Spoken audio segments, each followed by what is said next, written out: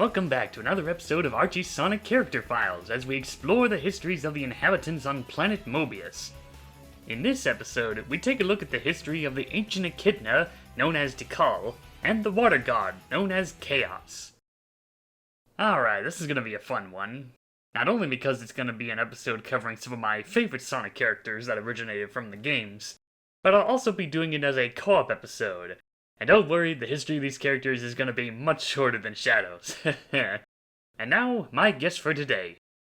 Hello again. Oh, that's much better. I feel so much more on model now. But hello again, I am Salacommander, friend of Melty's, and you can always find us every other Saturday over on Roger's channel for Dissected Alive, where we discuss all things Sonic. Last time I was here, we were discussing our favorite robot boy, E123 Omega, but today, Melty invited me to discuss Tikal and Chaos. While I did have some prior experience with Archie's rendition of Omega, I'm going into this one almost completely blind, so I'm really interested in how this is going to go. Indeed. Now, here's the history of Archie Sonic's version of Tikal and Chaos. As you would expect, they made their first appearance when they decided to adapt the story of Sonic Adventure, starting off with issue 79. In Robotropolis, the second Dr. Robotnik discovers some undocumented files in his database, details about a powerful monster called Perfect Chaos, and that it was sealed away in a black emerald known as the Ancient Onyx, deep within the Mystic Ruins. He decides to head out with his Robians to find it. After discovering it, Robotnik smashes the emerald with a hammer to unleash the creature, only to be left disappointed to see it in such a weak state. The creature then shows Robotnik a mural, and after translating it with his analyzer device, he learns that Chaos can only reach its true form after consuming 7 powerful emeralds. His first stop is the Master Emerald Chamber, believing it to be the perfect way to boost its power. And rather than take the whole thing, he decides to take it into pieces after blowing it up, which causes havoc for the residents on the island as it falls to the ocean, and releasing another ancient being in the process. But that's another story. Robotnik then uses the Master Emerald Shards to try and make Chaos more powerful, but it only grows the creature a little. He concludes that he needs more emerald power to complete Chaos, and sends out his E-Series robots to find some, as well as a missing piece of Chaos itself, which as we all know was consumed by Froggy, the companion of Big the Cat, with the frog growing a tail in the process. It would be captured by E-102 Gamma and delivered to his master. The evil scientist then uses a device to transfer whatever Chaos energy that's inside the frog into the creature, thus transforming its weak state into Chaos Zero. Happy with the results, Robotnik sends Chaos out to find more emeralds, and do away with any of his hated enemies he comes across, one of them being Sonic the Hedgehog himself. After a quick battle in Station Square, Chaos would make a hasty retreat, with Robotnik remarking that the battle has just begun. Alright, so we've got a lot of changes here. The big one being that Chaos is sealed within some black emerald rather than the Master Emerald, but the plot still requires the Master Emerald to be shattered, so Robotnik flies to the floating island and destroys it, because taking the whole thing would be too much of a hassle, I guess. It's interesting that during the fight scene, the writers intentionally kept the original dialogue from the game, leading to Sonic doing an unusually high amount of internal monologue, but of course, not before referencing multiple comic book superheroes on his way there, including an homage to Frank Miller's Dark Knight Returns. Also, I often forget that Eggman from the Archie comics was technically a robot designed to look human. It's so weird seeing him just being a robot. Yeah, that was a thing for a while. And as for the deal with the Master Emerald, we'll get more into that later. Meanwhile, Knuckles is on a mission to find the Master Emerald Shards and restore it, to help get the island floating again. On his travels, he comes across a spiritual orb who was also sealed away in the Ancient Onyx. Now free, the spirit reveals to Knuckles that she is Tikal, and gives him quite the lore dump on her past. Many years ago, a bunch of echidnas departed from Albion to start a new life in the mysterious Cat Country. Unfortunately, the cat inhabitants were not pleased with their arrival. Half of the group, known as the Knuckles Clan, stayed to defend their new home, while the more scientifically advanced echidnas left the country. Despite discovering the Ancient Onyx, some Chaos Emeralds, and the Chow residing, the Knuckles Clan was kept busy fighting off the cat colony. Tikal was told to stay behind as the war continued. During this time, she would make friends with the Chow, along with their guardian Chaos. As the war continued, things didn't look good for the Knuckles clan, so they had no other choice but to steal the emeralds at the altar. Tikal tried to defend the Chow and the emeralds, but it was no use. Chaos was enraged by their brute force, and made sure that the Knuckles clan would pay the price. In order to stop Chaos, Tikal and the Chow performed an ancient ritual, which ended with Chaos and Tikal being sealed away in the ancient Onyx, while the Chow were turned into Super Emeralds and scattered to parts unknown. Once again, I like seeing the author incorporating the actual dialogue from the game during Tikal's flashback. It's a nice touch. They also kept Pachacamac's eyes closed in every panel he's in, just like in the game. Even in the panel where he's screaming in terror about Chaos, his eyes are just closed, but wider. Secondly, the story states that what we now know as Mystic Ruins was once known as the Mysterious Cat Country. At first I was wondering if they were implying that the war Pachacamac was fighting was against Big's ancestors, but this is just straight up confirmed? I suppose that would explain why Big inexplicably lives in the Mystic Ruins, but who would have guessed that he and Knuckles have this one weird thing in common? Well, they would later confirm that Big was part of the Mysterious Cat Country, but he prefers to be on his own instead of being part of their culture. Also, what is going on with Tikal's design in this first panel? That is not our girl. Yeah, we'll get more into that later.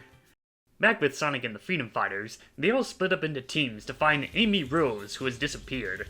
Sonic and Tails bump into Knuckles, as well as a certain water monster, and thus a battle ensues. Unfortunately for the heroes, Chaos ends up taking 2 Super Emeralds that Knuckles had found on his quest. Tails finds a chunk of the Master Emerald and tries to get them away from Chaos, but he ends up tripping, and the emeralds end up in Robotnik's hands. He quickly gives them to Chaos to make him stronger. He also reveals to the trio that once he achieves his goal of gathering 7 emeralds for Chaos, he'll use the powerful creature to destroy Station Square and begin building his next empire, Robotnik Land.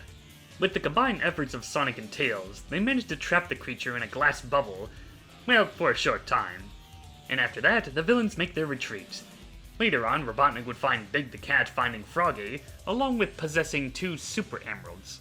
He then grabs them and gives them to Chaos, with Froggy following afterwards to make Chaos 6 more complete. Big manages to get his friend out of the creature thanks to his fishing skills, which leaves Sonic and Knuckles to fight off Chaos 6. They're quickly put on ice thanks to Robotnik's robots, and Chaos 6 tries to devour Knuckles. When Sonic notices that Chaos is having a hard time trying to eat the part of Knuckles that's frozen, he manages to grab one of the bots and tosses them into Chaos 6, turning the creature into a giant icicle. After breaking free, Sonic and Knuckles perform the finishing blow to Chaos, with its scattered ice shards dealing some major damage to Robotnik's egg carrier.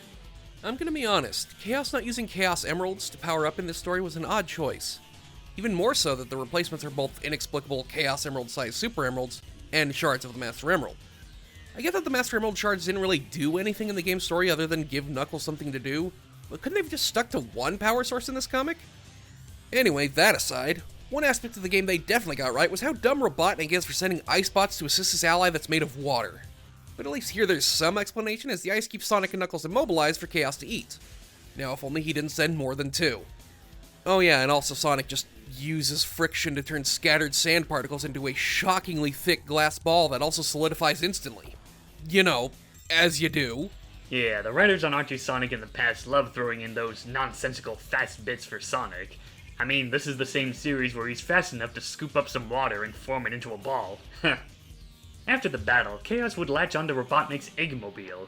The creature has decided that he's had enough with taking orders from the Doctor, so he attacks Robotnik and later Knuckles, steals the Super Emerald from Tails' plane, then makes his way to the power plant at Station Square, where it turns out they have some Super Emeralds to help power the underground city. Now with 7 Super Emeralds, he transforms into perfect chaos, and wastes no time in causing mass destruction to Station Square. While the Freedom Fighters are kept busy rescuing civilians and trying to think of a way to stop the monster, Robotnik returns to try and take full control again. It doesn't go well for him. Tikal is nearby and makes her presence known to the heroes, stating that they must seal Chaos into the Master Emerald. Despite Sonic arguing that history will just end up repeating itself, Tikal performs a ritual that pulls the emeralds out of Chaos and gives them to Sonic, transforming him into Super Sonic. They put up quite the battle, but it looks like Chaos isn't slowing down, so Super Sonic tricks Chaos into heading towards the city's generator, and with some help from Knuckles, Chaos is fried and reduced to his Chaos Zero form, with the Super Emeralds turning back into Chow. The fighting's over, Chaos has calmed down, and Tikal takes them away to the zone where they belong. Okay, the shots where they recreated the cutscene of Perfect Chaos destroying Station Square? Magnifique. It's not just them straight up copying screenshots either. These are all original drawings that are clearly inspired by the game. And speaking of inspiration, those shots of Knuckles lifting up the generator are an incredible homage to the famous moment of Peter lifting the steel rubble in Amazing Spider-Man number 33. Although I will say, for as dialogue and exposition heavy as this adaptation has been, it's surprising that the grand and emotional finale of the game is essentially a single panel of Tikal congratulating the heroes. Yeah, not to mention the fact that the whole "my friends are my power" bit before the supersonic transformation is completely absent in this adaptation, and instead Tikal just yanks the emeralds out of Perfect Chaos so that Sonic can use them. Always felt like that bit was rushed. Maybe the Archie Sonic staff found the original version to be too Japanese. After this story, we wouldn't be seeing Tikal in action again, at least in the old timeline. As for Chaos, he would play a minor role in the Worlds Collide crossover, where Dr. Robotnik and Dr. Wily joined forces to defeat their respective rivals. At some point, they were successful in capturing Chaos, and began experimenting with the Water God by fusing it with one of Dr. Wily's Yellow Devil creations, thus creating Chaos Devil. Rouge the Bat is caught by Bass and Metal Sonic for snooping around the Wily Egg Fortress, and she unleashes the creature to slow them down. Despite the fact that Chaos Devil was still in its prototype stages, it was stable enough to capture Rouge, who would be taken away to be turned into a roboticized master. Later on, Sonic and Mega Man would fight it out against Chaos Devil while looking for Dr. Robotnik and Dr. Wily. They put up quite the battle against this creature for a while, until Duo, one of Mega Man's allies, comes in to take over the fight so that the blue dudes can find the doctors. And by the end, it looks like Duo was successful in freeing Chaos from the doctor's grasps. I always love a crossover that really takes advantage of the fact that it's a crossover. Seeing these worlds interacting is a treat and is expertly done. The Sonic and Mega Man universes fit together so well that I'm shocked only Archie has done it. And even though they did it twice, that's not nearly enough to fully explore all the cool things this crossover has to offer. There's still so much untapped potential from these universes colliding. As a good example, seeing the Chaos Devil is something I was not expecting. It's a really cool idea, though I would have liked to see it struggling with its conflicting goals.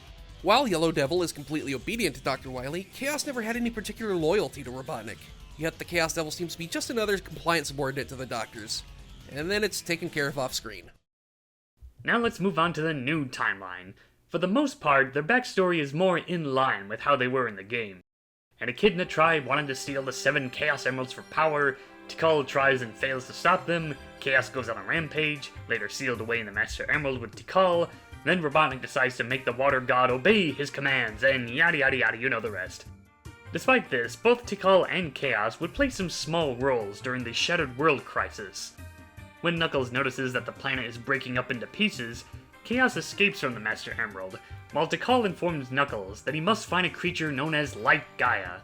Later on, both of them would help out in the battle at Meripus, when the kingdom is being invaded by Dark Gaia creatures. Chaos helps out in fighting off the creatures long enough for Tikal, Coral, and Pearly to perform an ancient ritual that will help the kingdom to remain safe during the crisis. After the celebration, Tikal tells Sonic that they need to find Light Gaia in order to defeat Dark Gaia's influence on the world, and also saying that they can contact her with the Mystic Melody before she disappears. Back on Angel Island, Tikal is happy to know that Knuckles was able to find Light Gaia, aka Chip, safe and sound, along with getting a very happy greeting from the archaeologist Relic the Pika. And in issue 287, we last see her at peace inside the Master Emerald, knowing that the world has been restored. I enjoyed this. People who know me know I love a good heel face turn, so seeing Chaos coming in to save the day is absolutely incredible. He even sticks around for the triumphant group shot at the end. Look at that good boy. And it takes place during their Sonic Unleashed adaptation, so it must be your birthday. Yeah, what a funny coincidence. My first ever appearance in Sonic Dissected, literally 1 minute in, I had to defend the idea of how Dark Gaia was released in Sonic Unleashed, but was not in Sonic Adventure, despite the fact that both stories involve the Chaos Emeralds being drained of all their negative energy. And here we have the opposite, where Chaos emerges during the events of Sonic Unleashed. And that concludes the history of Archie Sonic's versions of Tikal and Chaos. So, what are your final thoughts, Sala? Well, we didn't get to see too much of Tikal, and even then she isn't always herself. Like, seriously, who the hell is that?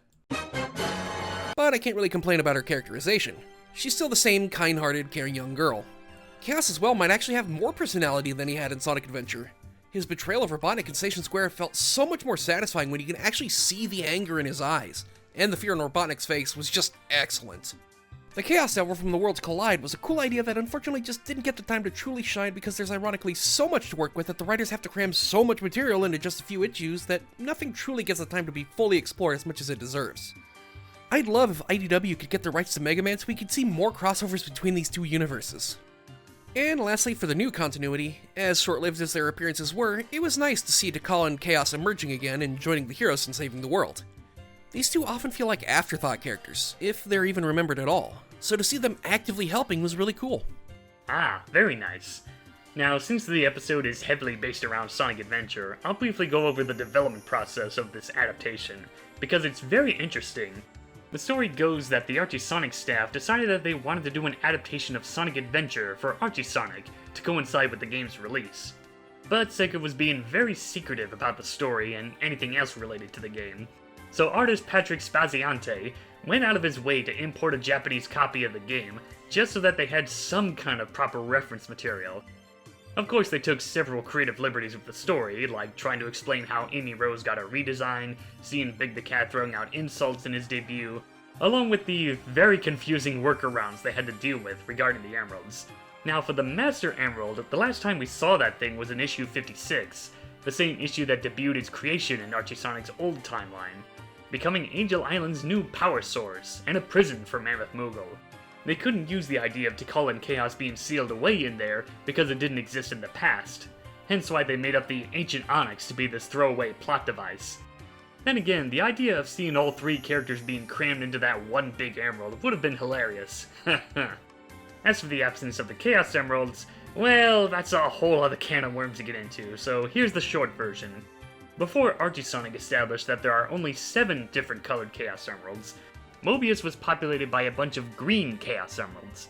So I guess they went with the Super Emeralds and Master Emerald shards to try and find some kind of substitute, as well as having 7 multicolored emeralds to be the main MacGuffin of the story, just like the game.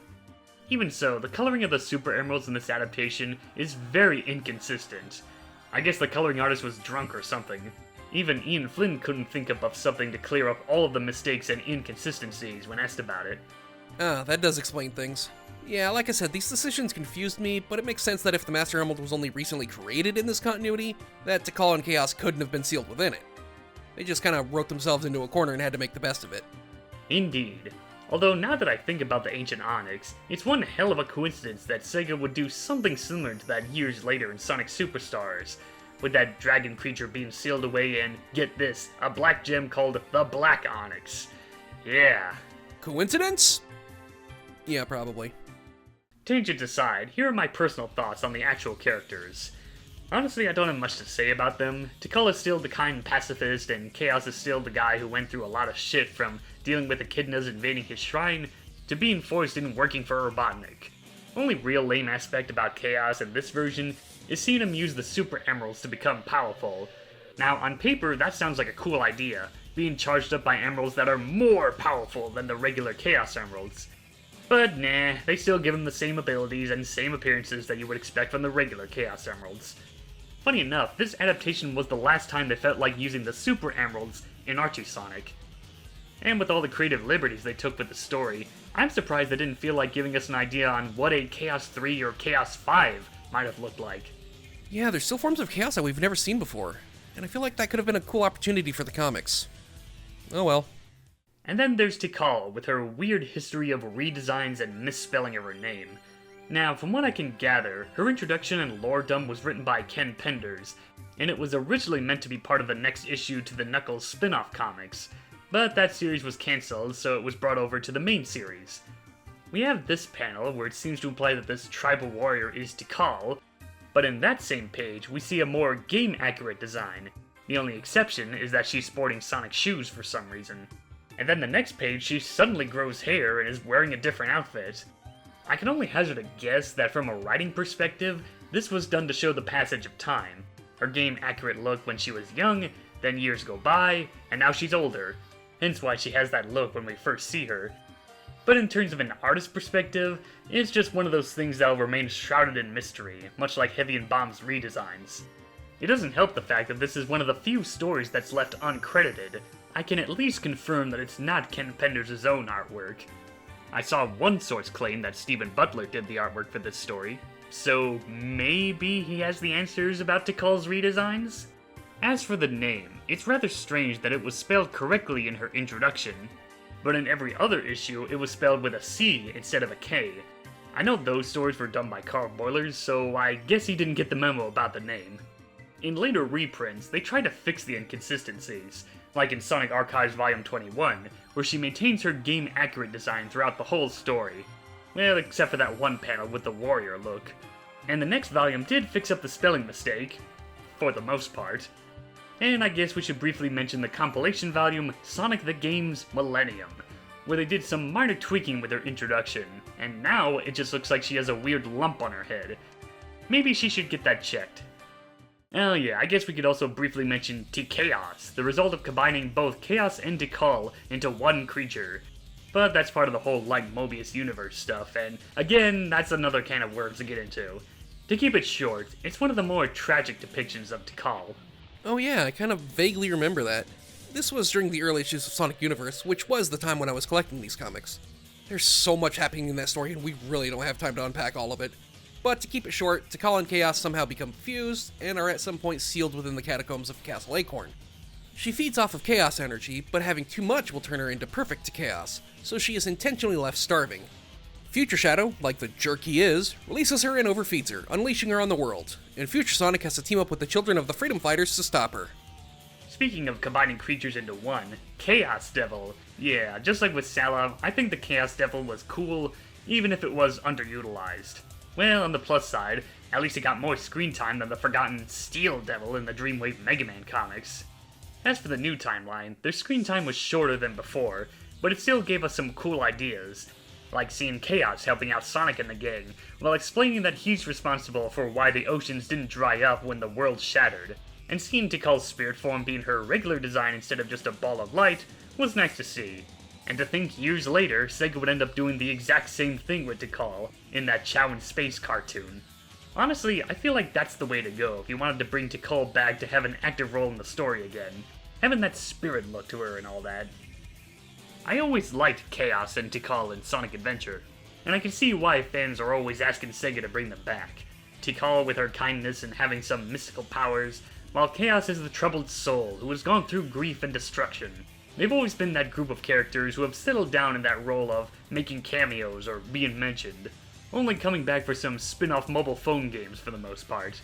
Then again, they were playable characters in Sonic Adventure 2's multiplayer mode, and Chaos would be used as a boss a few more times in other games, like Sonic Battle and Sonic Generations. But in terms of having an active role in the story again, no dice. Well, Chaos did have some relevancy to the story of Sonic Forces, where you... We don't talk about that. Now, aside from the games and the Archie Sonic comics, these characters have appeared in other official Sonic media, like in the Sonic X anime. There's not much to say about these versions of Tikal and Chaos. They all still do the same old song and dance in their Sonic Adventure adaptation. If you want something more unique, the Sonic X comics have got you covered, like seeing Tikal going all Braveheart and rounding up an army of Chow to fight off corrupted Chow, and Chaos Zero turning into a giant to fight Robotnik. Huh. What if that was the inspiration for that one boss fight in LEGO Dimensions? Once again, seeing Tikal and Chaos not only present, but being helpful is great. Especially here, where they're both kicking ass. I like that Tikal has formal training as the daughter of a warrior chief, and even Knuckles is impressed with her fighting skills. Oh, and Chaos acts even more like a proper Chow now, because he even says Chow out loud like the rest of them. I wonder what he sounds like. Probably the same Chow voice, but with an added voice filter that sound like he's gurgling the words. And yeah, seeing Tikal being a fighter is so odd. I guess it's because of the fact that she's always been portrayed as the pacifist in every official Sonic media. Then again, she did come from a warrior tribe, so at least it would make sense that she would learn a few moves to defend herself. And of course there was that other time when Robotnik tried to take control of Chaos again, this time using one of his new inventions. But we already talked about that on Dissected Alive, so go check out episode 93 if you want to hear our full thoughts about that story. Nice cross-promotion there, Milty. And then we have Fleetway Sonic's version of Sonic Adventure during their final years. For Tikal, her role is pushed more to the sidelines, where the most she does is dragging Sonic to the past and witnessing the creation of Chaos. Speaking of which, Man, they really took a lot of creative liberties with this water monster. Oof, that is not a good look for our bubbly boy. They've completely changed his appearance, his backstory, his personality. I mean, he's cool looking and all, but the only things he has in common with his game counterpart is his name and the fact that he's made of water. I suppose that was their last hurrah for Fleetway Sonic before they stopped making new stories. But yeah, that's the history of Tikal and Chaos's time in Archie Sonic. The adaptation may have been clunky, but the comic still managed to give us some cool ideas. Well, that takes care of this character file, so until then, I gotta juice! Juice and jam time! I'll put that in a box, and then I'll put that box inside of another box, and then I'll mail that box to myself. And when it arrives, I'll smash it with a hammer!